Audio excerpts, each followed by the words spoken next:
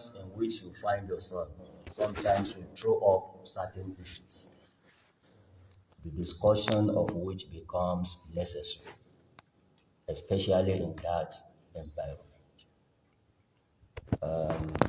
Just environment, the climate, the weather condition has actually thrown up an important issue, which is our Salat in congregation and whenever it is raining. The environment from which I came to this place, the issue is not that paramount. But in such a climate condition that we find ourselves here, I think it is necessary that often and often we remind ourselves of the major rules of Sharia regarding praying and how do you pray whenever it is raining.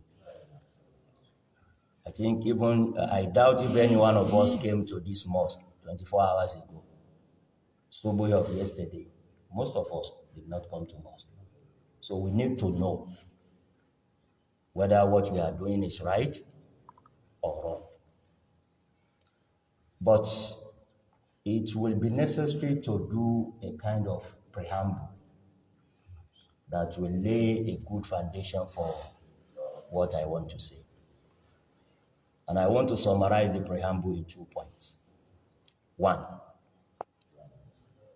Almighty Allah subhanahu wa ta'ala says in Al-Quran Al-Kareem, Inna as-salata kanat ala al-mu'minina kitaban mawquta.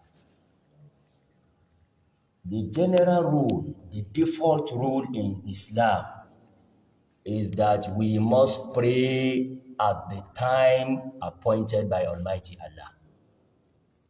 That is never left to my decision or to your decision. For each and every one of the 5 obligatory prayers, Allah Himself has appointed a time. And the original rule, where there are no extraordinary circumstances, is that you wait until that time for Salah before you can pray. Otherwise, your Salah is invalid. That is the implication. The timing determines the validity of Salat itself. Just like facing Qibla determines the validity of Salat. What is the difference between this direction and that direction? Why can't we face the other direction? Because it is a rule that if you pray, this is where you must face. All these things determine the validity of the Salat itself. That is why it is very, very important. That is point number 1. Point number 2, by way of preamble 2. Is it allowed in Islam to just decide without no reason that I want to combine 2 Salat? The answer to that is capital no.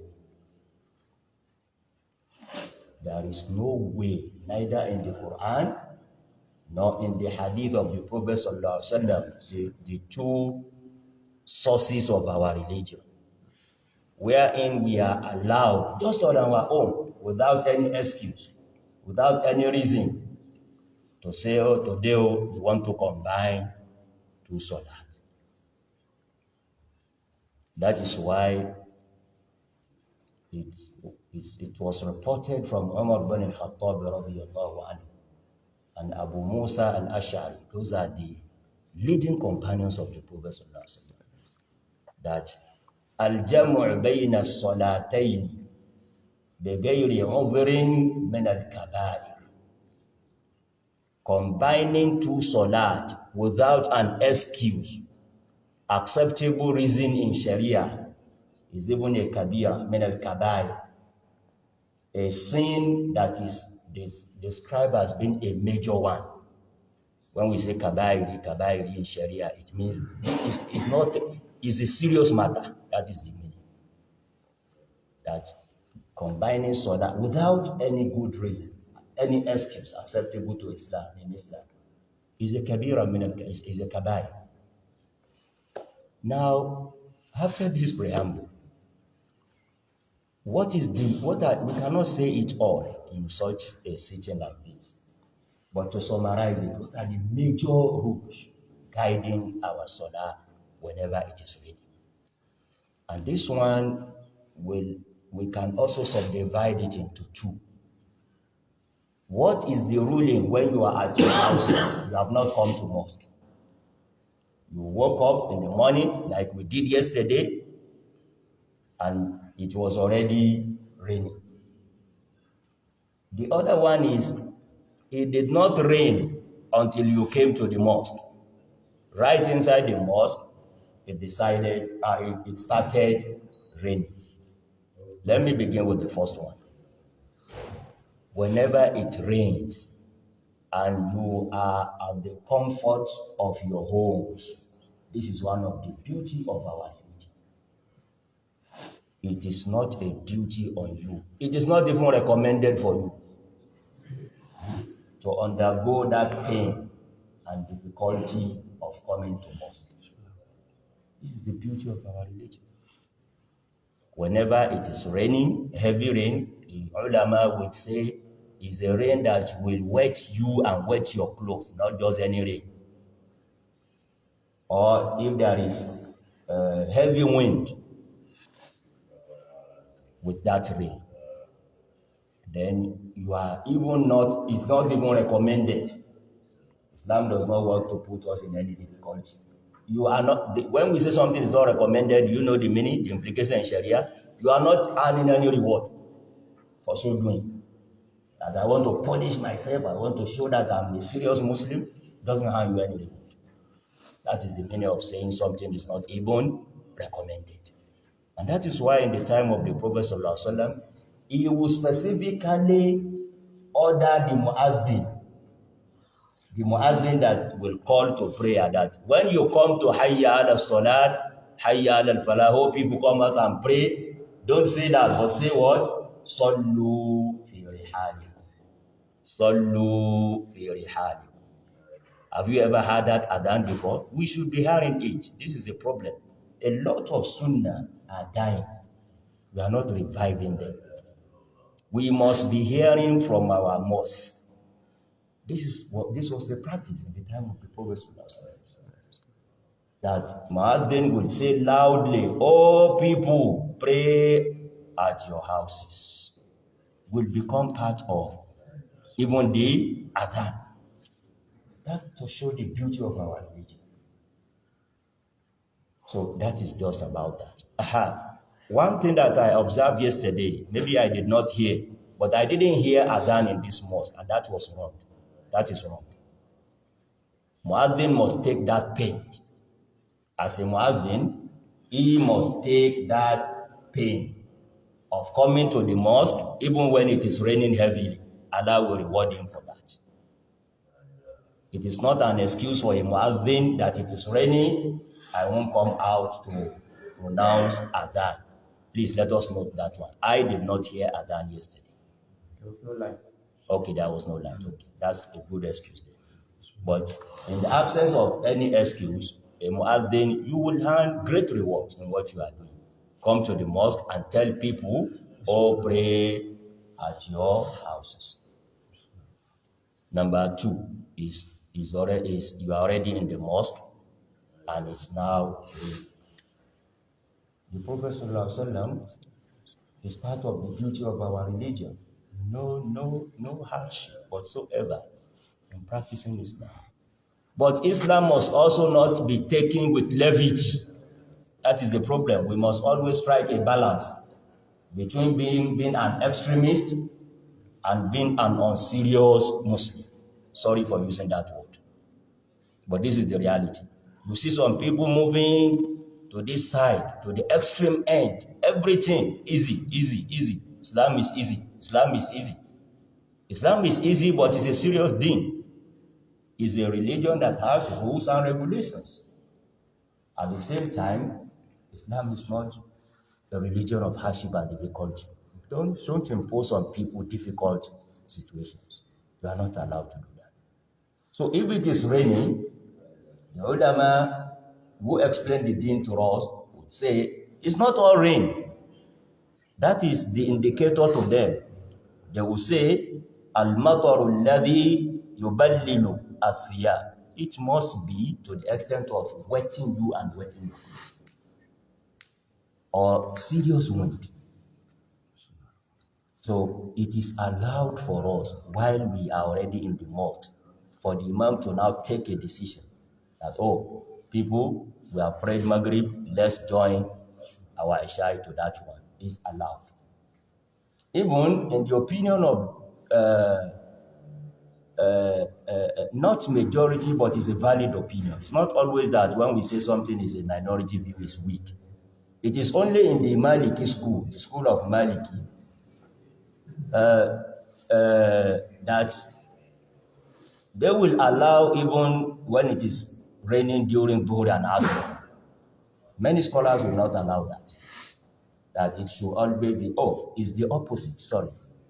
Maliki that we claim to follow in this country do not even allow you to combine Dhuhr and Asr. That's the truth. That's the truth. And that is what surprises me, that a lot of people in this part of the world, we are taking the issue of combining Salah with levity, whereas the school we claim to follow is the strictest school when it comes to combining Salah. In the Maliki school, they will tell you it is only in the night that you will face difficulty in coming to mosque. And that is when you can only do what? Combine Maghrib and Isha. They don't even see that happening during the day. They say, what difficulty are you facing? That's why they don't even allow you to combine Dhuhr. But generally, the correct position is that you can combine Dhuhr and Asr, and combine Maghrib and Isha if it is raining, to the extent of wetting you and causing difficulty for you and coming to the mosque. The last point I would like to raise is that, okay, it's not raining, but we expect it to rain. It's not raining. Now this cloud, is it allowed? It's only allowed, ironically, in the Maliki school. Majority of jurists of Islam said no, it must be raining actually. But in the Maliki school, they allow that. That if you see signs, indicators that very soon it may rain, and you are already in the mosque, okay, that's a good excuse for you to combine. But to show you that Maliki school is the strictest when it comes to combining Salah, they don't play with it. They even stated in their books, in Hashiyat al-Dasuqi, in Mawahib al-Jalil by Imam Hattab, it stated clearly that even in that case, if you now combine your Salah and you finish Salah, you say it is not raining again. They say it is highly recommended for you to repeat your Salah. It is highly recommended for you to repeat your Salah. They don't take it with levity. So please, to save our thought, in order not to take much of our time, these are the major rules. If you have other clarifications outside this gathering, we may address that. But I think we have addressed most of the concerns surrounding whether to combine or not to combine. Salat when it is raining and you are at your houses, and Salat when it is raining while you are already in a mosque. But let me reiterate this point.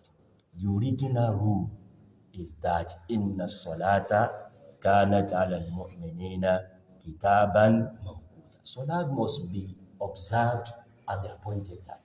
If there is going to be a reason, it must be a very good reason for you to combine two Salah. You know, combining Salah meaning you are disrupting the original rule. That is the meaning. You are shifting that original rule of saying, wait until so time to pray Asr. For you to do that, you must have a very good reason.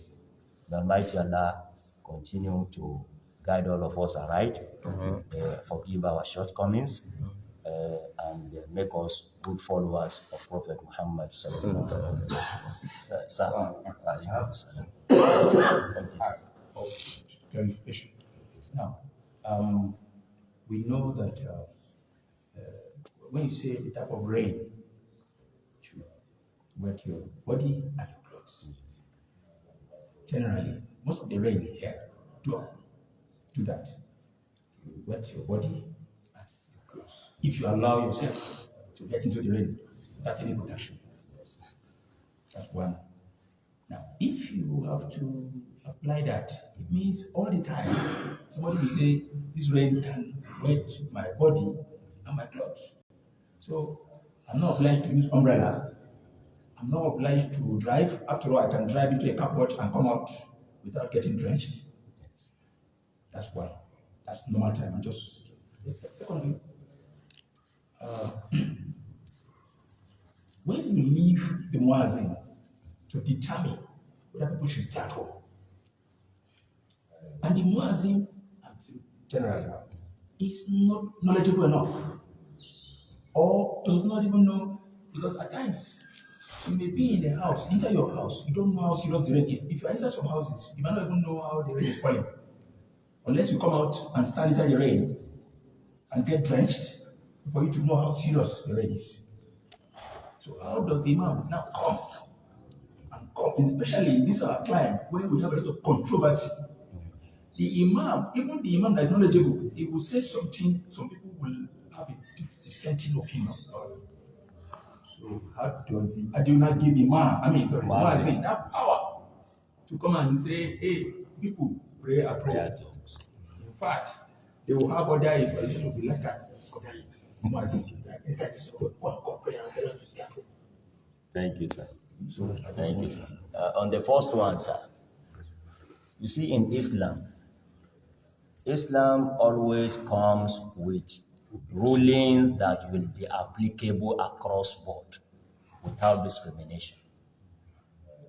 In this case, Islam is not looking at who has umbrella and who doesn't have umbrella, who will drive in his car and who will ride on his bicycle. It will give you a ruling that will apply to all. And in for a rule to apply to all, it means you have to take the minimal qualification. Those who don't have umbrella, those who don't have cars, and automatically who have cars will now key in. Who have umbrella will now key in. So that is the answer to that one. Islam does not look at peculiarities. It gives ruling that will apply to all. Now, on the issue of empowering the muaddin, it is the Prophet ﷺ that empowered muaddin to do that. But I will agree with you, sir, that a muaddin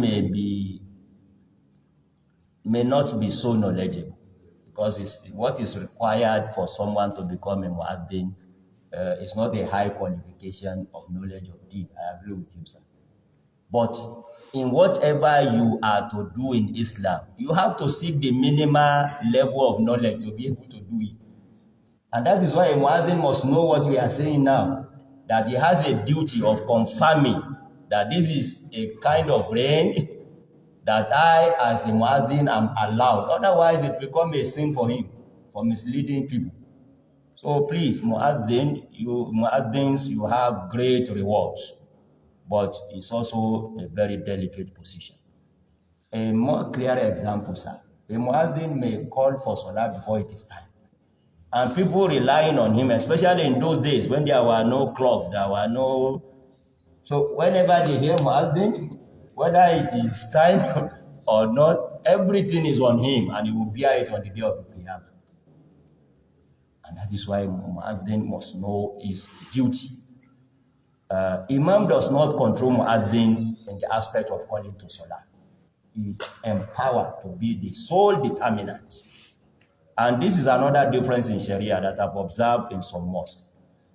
In Adhan, muazzin is if I should use August language, the four-star general. No any command above him in terms of what? Muaddin.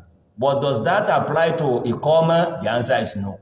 It is the Imam that tells either categorically or by body language that it's time for a common.